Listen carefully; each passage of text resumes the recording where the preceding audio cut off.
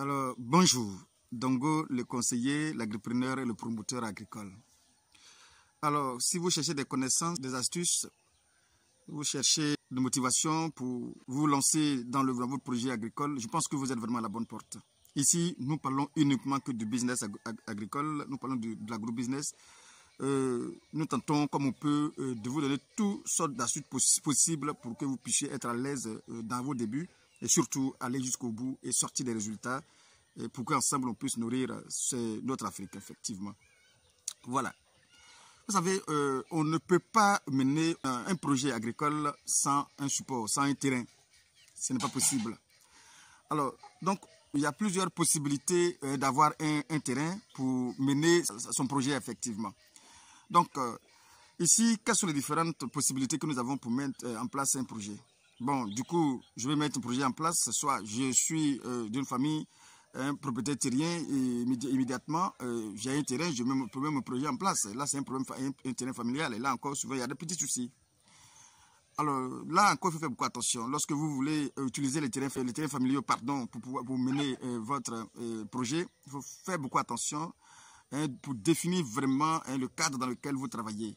Parce que le plus souvent, si vous n'avez pas mieux négocié votre terrain, demain, ça devient un problème dans la maison, un problème dans la famille, parce qu'on dira que c'est un terrain familial. Du coup, tes enfants ne pourront pas vraiment profiter de cela et ça pose souvent problème.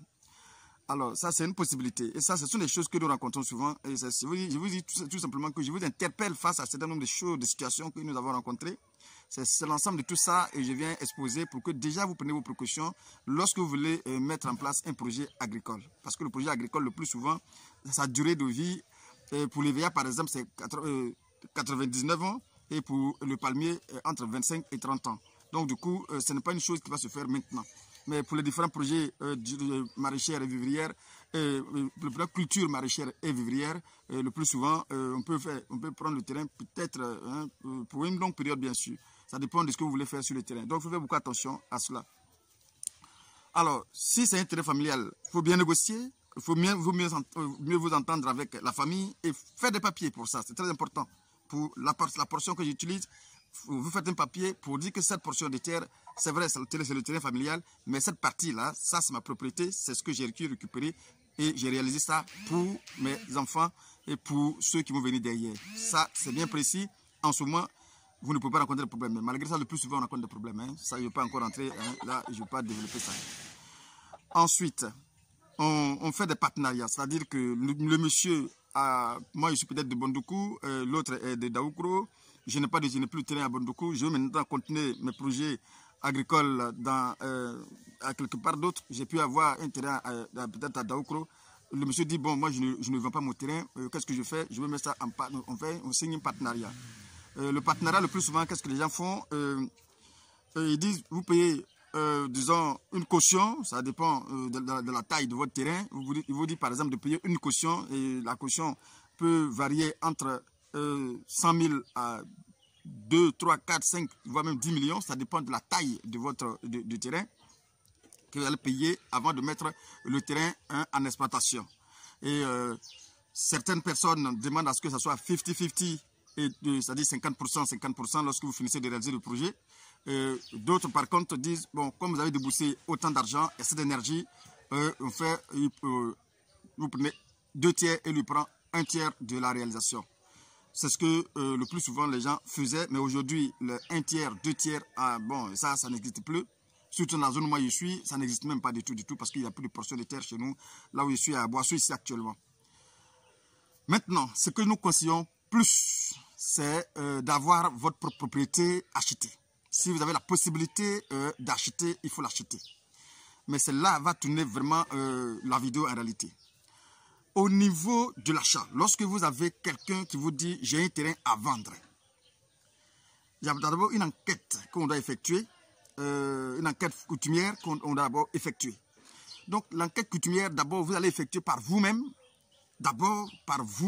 et ensuite donner ça aux institutions vraiment spécialisées, au ministère de l'Agriculture de votre pays, qui va achever cela. On va s'entendre tout de suite.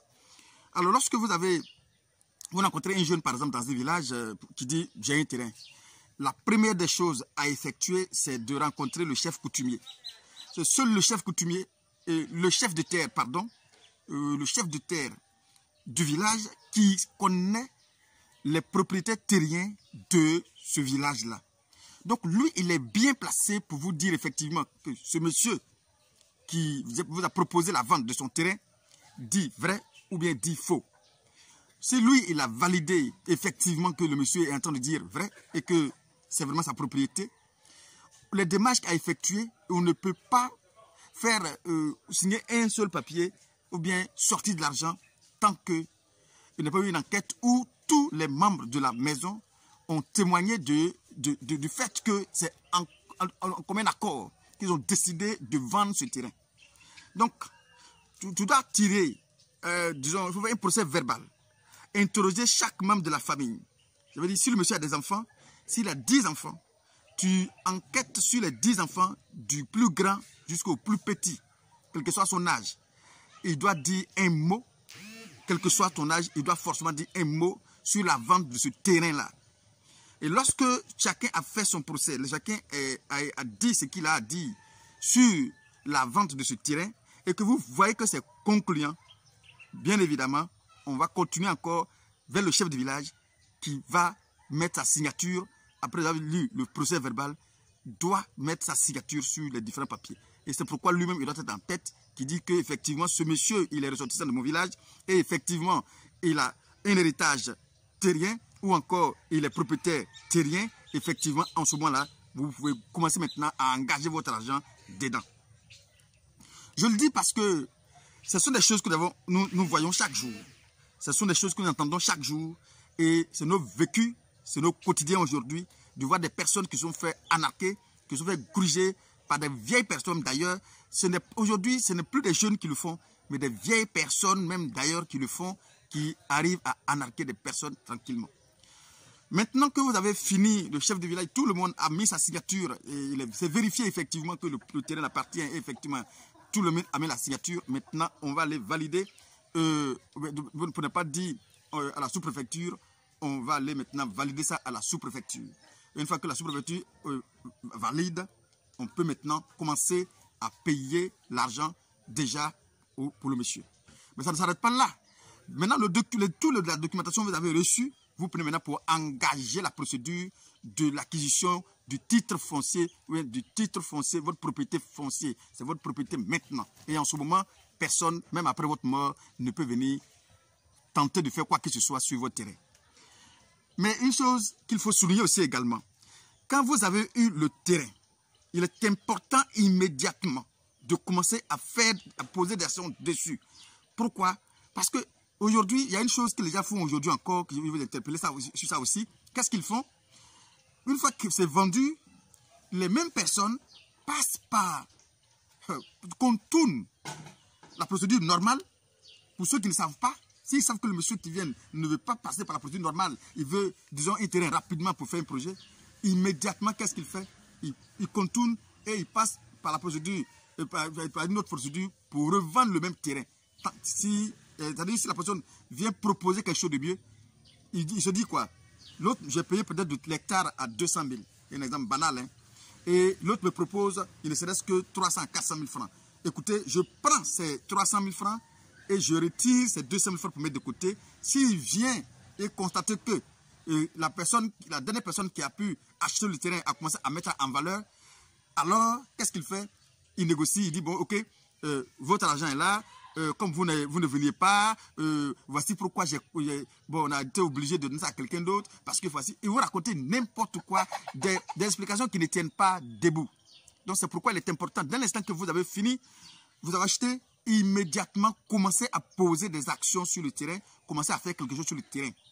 Même si vous n'avez pas pu faire tout le champ immédiatement, même si c'est pour faire une ceinture avec des bois de teck, avec n'importe quoi, je dis n'importe quoi, avec des bois de teck aussi rapidement, mais qui vont commencer à grandir, faites-le pour sécuriser votre plantation, à défaut de vous voir encore lancer une autre procédure pour pouvoir récupérer, engager de l'argent pour aller récupérer votre terrain, ça coûte encore plus cher. Et parfois, même certaines personnes préfèrent lâcher parce qu'ils se disent, écoutez, ça suffit, ils ne peuvent pas engager de l'argent encore pour aller récupérer le terrain qui va me coûter encore assez d'argent. Le plus souvent, Le hic même est que parfois quand il récupère le terrain et l'argent de la deuxième personne, au lieu de chercher à rembourser votre argent, ils dépensent carrément tout l'argent. Et puis ils sont là tranquillement et sereins. Ils ne se gênent même pas. Vous allez défiler, redéfiler, défiler, redéfiler derrière eux. Et ils sont serrés sans moment. Quand tu t'en vas, ce qui est vilain, ils se lancent dans une sorte de pardon qui tu ne vois même pas son sens. Tu te poses la question, avec qui tu parles, avec quel genre de personne tu parles. J'ai fait une action avec toi. J'ai fait du business avec toi, ça n'a pas marché. Tu as récupéré, tu as vendu à quelqu'un d'autre. Au lieu de me donner mon argent, voici, ils sont assis là, gaillardement le plus souvent, en train de demander des pardons. On ne sait pourquoi, c'est quel genre de pardon qu'il s'agit. Pour éviter tout ça, il est important lorsque vous finissez d'acheter votre terrain, immédiatement, commencez à travailler dessus. N'attendez pas 1 an, n'attendez pas 2 ans. Commencez immédiatement, même si les bonnes sont là, ça ne les gêne pas. Quand quelqu'un est malheureux, quand quelqu'un est malhonnête, ça ne le gêne pas, quelles que soient les bonnes. Il va dire à l'autre que non, j'ai mis mes bonnes pour sécuriser ma plantation, pour ne pas que quand quelqu'un va venir acheter, il a des problèmes. Il va lui raconter des choses à dormir debout et lui aussi souvent, il se jette dedans. C'est pourquoi il est important lorsque vous avez fini d'acheter votre terrain, vous pouvez commencer à travailler et puis en même temps lancer la procédure du titre foncier. Commencez à travailler. Ne dites pas que j'ai fini de faire tout d'abord. Non, non, non, non, non. C'est pas comme ça, ça marche. Dès que vous avez fini d'acheter, commencez immédiatement à travailler. Et ensuite, maintenant, vous engagez vos procédures. Les résultats même déjà de votre exploitation peuvent permettre déjà d'engager les procédures du titre foncier progressivement jusqu'à ce que vous ayez totalement et entièrement l'intégralité de votre propriété. Et là, maintenant, vous êtes en sécurité. Parce que non seulement, vous avez le titre foncier, et de 2, vous avez déjà planté, vous avez déjà mis en place en valeur quelque chose sur le terrain. Du coup, votre terrain est en sécurité. Là, à ce moment-là, vous pouvez être sûr que c'est votre terrain.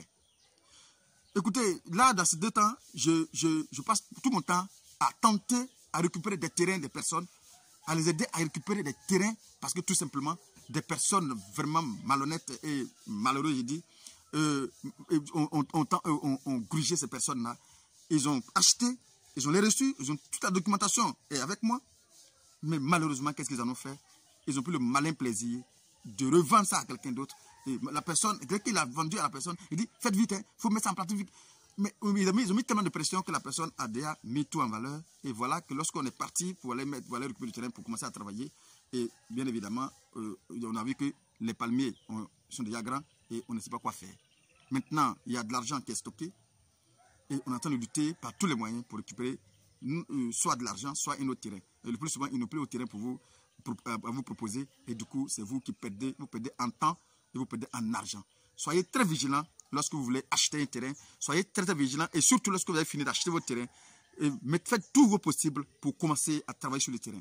Commencez à mettre quelque chose de durable sur le terrain. Si vous êtes vraiment loin, commencez à mettre quelque chose de durable sur le terrain. Et progressivement, commencez, même si c'est 1000 hectares, commencez à faire 1, 2, 3. Au fur et à mesure, n'attendez pas à ce que je vais avoir beaucoup d'argent d'abord avant de commencer à mettre mon terrain en valeur. Non, le plus souvent, vous courez beaucoup de dangers face à cela. Si vous n'êtes pas tombé sur des personnes vraiment honnêtes, vous allez avoir des problèmes. Écoutez, maintenant, je vais m'arrêter là aujourd'hui. Sinon, la vidéo sera plus longue. Alors, si vous voulez vraiment mettre un projet en valeur, en place, contactez-nous. On va vous aider. Schématiquement, on va vous aider point par point à avoir des terrains cultivables et en bon et en due forme, en toute sécurité. Nous avons la chance de le faire pour certaines personnes. Aujourd'hui, ils sont en train de mettre en place leur champ tranquillement. Je pense que c'est pourquoi nous sommes là pour vous aider. Nous sommes là pour tenter de vous aider comme on peut pour éviter que vous ayez les mêmes problèmes que nous. Alors, c'est le lieu de le faire. Si vous avez envie de mettre en place un projet en place, contactez-nous. Nous allons vous aider à mettre en place votre projet. Non seulement on va vous aider à trouver un terrain pour vous-même, et surtout à mettre en place votre terrain, votre plantation, votre projet en bon et en due forme. C'est le même Dongo, encore une fois, et à bientôt pour une autre vidéo.